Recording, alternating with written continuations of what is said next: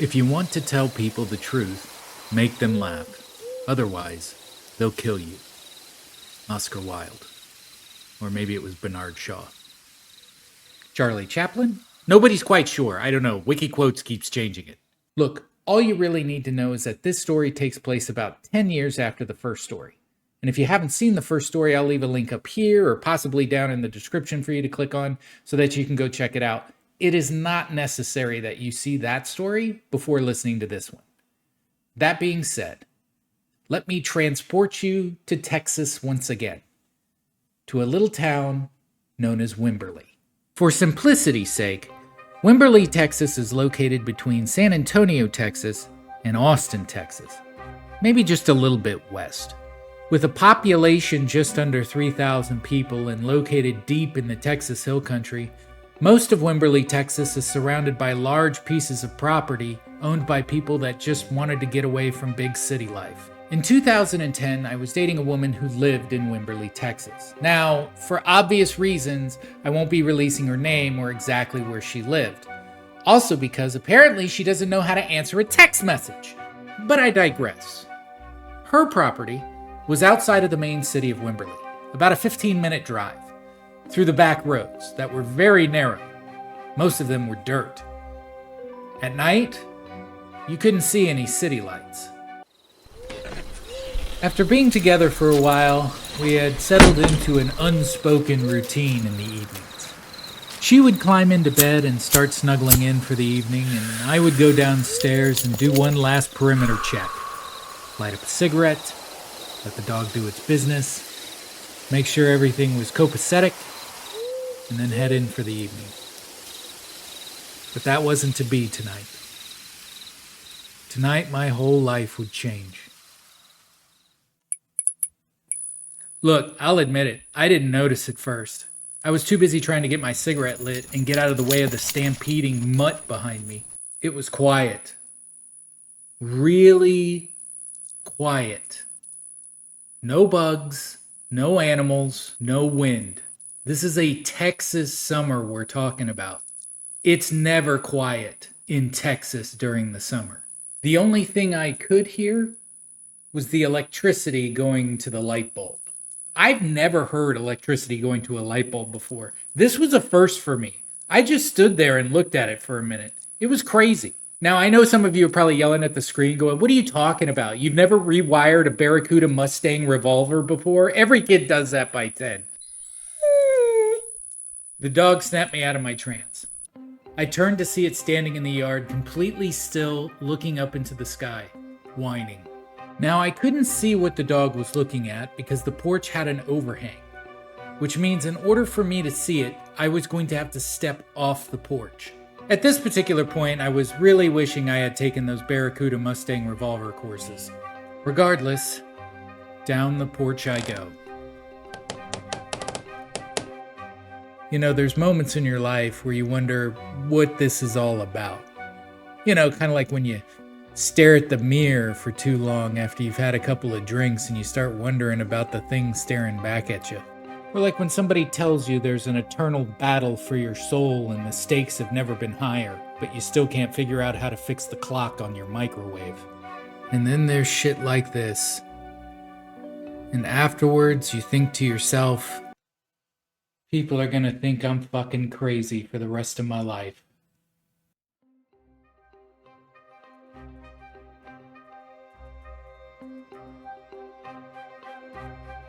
Sat there from 10, some reports say up to 25 minutes, unmoving.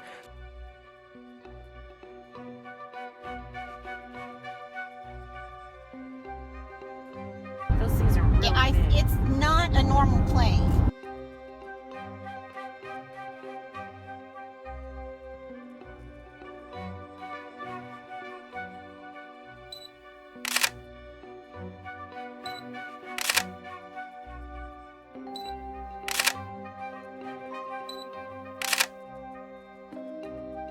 I had no idea what I was looking at, and I was terrified. Now I'm going to do my best to explain the situation here. The triangle was about 100 feet above my head. I could clearly see underneath it. It didn't make any noise, and it didn't move at all. It didn't rock, it didn't shake, it didn't hum. It just was there. Like somebody took a kid's sticker and just stuck it on the sky. This thing was big. And I'm no aeronautical expert, but it could definitely hold some people. But all I could see was the bottom. I couldn't see how tall it was, so I don't know if it had windows or masts or poop decks or any of that stuff. Did you forget about the dog? Well, whatever I was looking at was actually there, because the dog could see it too, and it still hadn't moved one muscle, but continued to whine periodically. I slowly crept underneath the UFO. Why? I don't know. Maybe it was because I thought in some weird way it couldn't see me if I moved slow enough. I was calling out to the dog to try to get it to come to me so that we could make a quick exit. But in between each time I was calling the dog, I would look up at the bottom of the UFO. And this is what I saw. All right, first things first, we need to make the triangle. All right. Now, like I said, it was dark, but there were little lights at each point. And they were bright, but the weird thing was is I could look at it, but it wouldn't like hurt my eyes. It was just a light that I could stare at. Now, I didn't know if that had to do with the fact that I had just been staring at a light bulb, but I could look at it, no problem. It didn't hurt my eyes, but it was bright. So, there's that. Next was the center. Now, the center was about this big compared to the rest of the craft. But there was nothing in it. It was just like a crater. Okay? So, here were like lines going to the lights and the crater.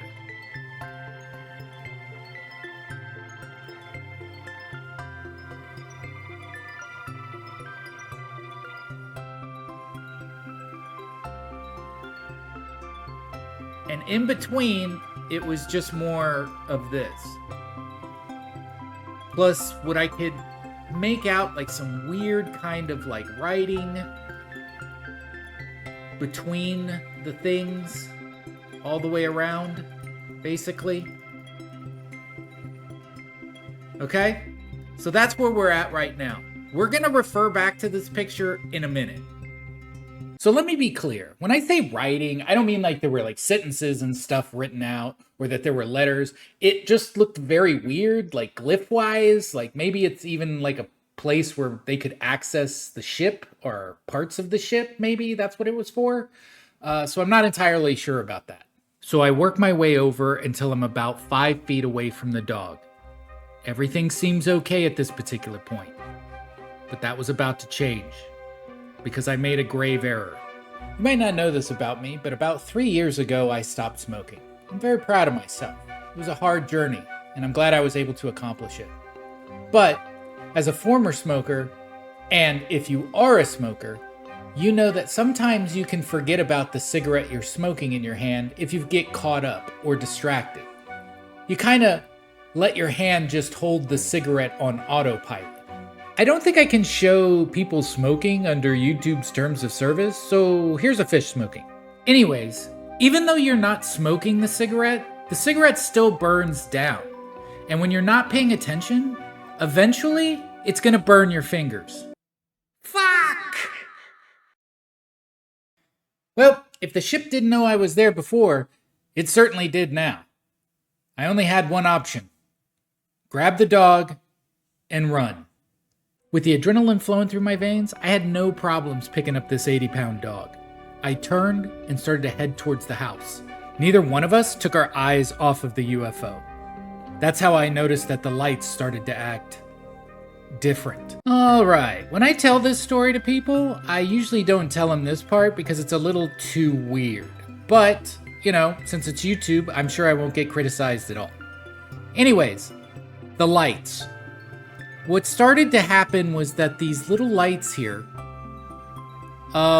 started to, I guess the proper word was like maybe bleed little lights into this pathway. Remember these lines that went to the crater?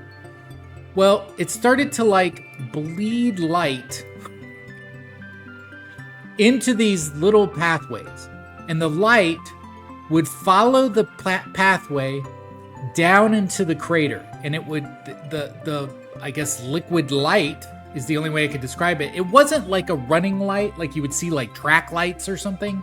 It actually looked like plasma or something like that. And it would drip itself down into the center of this little crater. Now this was, all three of these lights were doing this, okay? And you could see the little bits of lights off of the little light, and it was all going to the center here. So it was all like dripping down into the center. This is one of the reasons I don't believe that this is actually light.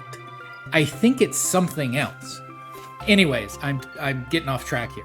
So it bleeds down into here. And then what happens is once these lights are all extinguished, I guess, because all the liquid leaves it, I started to see a little pin of light right in the center where all of it started to collect. It was like a little tiny pin of light. Now, the distance I had to travel with the 80-pound dog wasn't that far. I mean, we had a big front yard, but it wasn't huge. So I didn't have to go like a football length or whatever.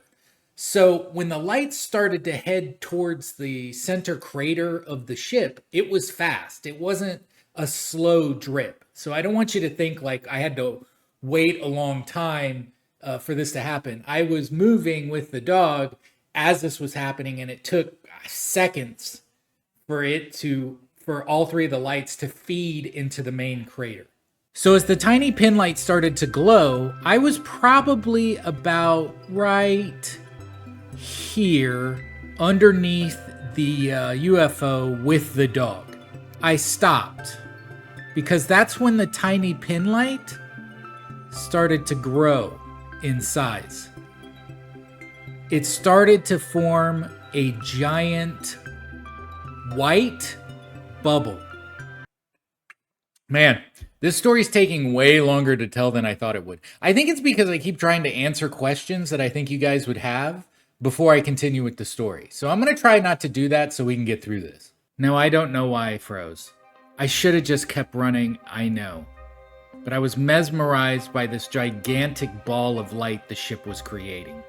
It was, without a doubt, the scariest thing I'd ever seen. And in that moment, I thought to myself, this is it, Never. You're going down. But at least you love your family, and your family loves you. And you love your friends. Sort of. And it only seems fitting that you get vaporized by a space triangle. I put the dog back down, hoping that it would run away. It didn't. It just sat there too. I guess we had both come to terms with our inevitable fate. I have some good news. I did not die. And I also found a video that will help me explain what happened with the ship and the ball of light. Now, I don't know if this video is real, but it will absolutely help me explain what happened.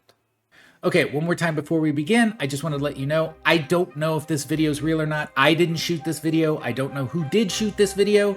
I'm just using it as an example of kind of what I saw, okay? So, if you look at the triangle here, you're going to see the 3 lights on the outside and the light on the center. Now, when I saw the UFO, it was either the lights on the outside were on or the light in the center, because the lights from the outside had to feed the center light. So once the center light was on, the other outside lights were off. That being said, let's start the video.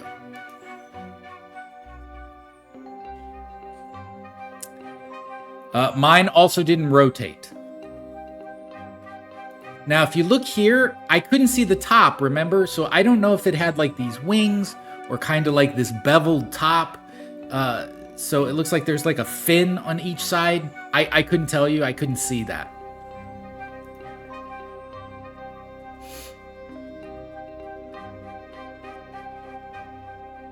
Okay, so here's what's important. This is why I brought this video up. The light I saw was almost exactly like this. I don't know if it's the same on top. I could just tell you what it's like on the bottom, and this is exactly what it looked like. But the light grew. It didn't flicker on, because you got to remember, you see these outside lights here? Those fed into the big one, and then it grew. It didn't flicker on. So that's what happened.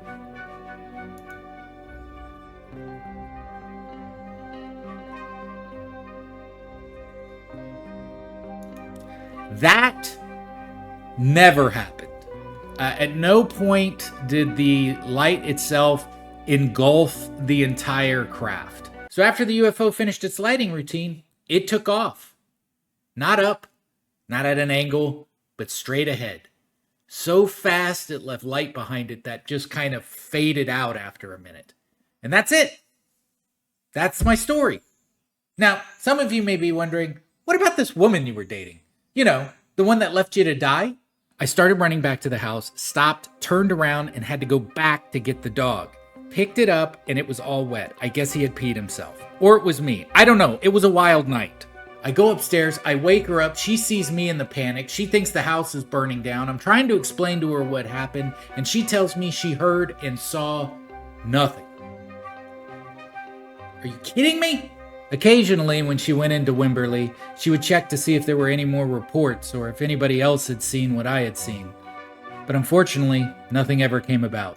I decided to end this video by answering a couple of common questions people usually have about paranormal encounters like this.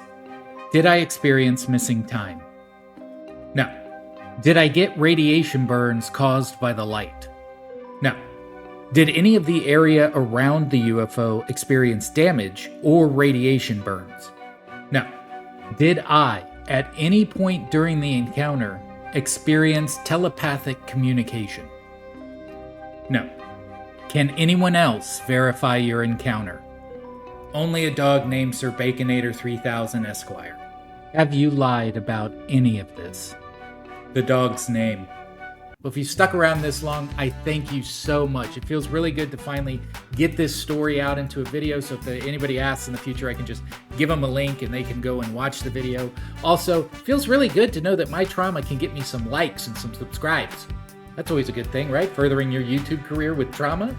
Anyways, if you've got any more questions, if you believe me, if you don't believe me, please, I don't close the comments or I don't erase or block comments unless it gets a little out of hand, because I want to know that this is something else. Believe it or not, I would actually like a rational explanation for this.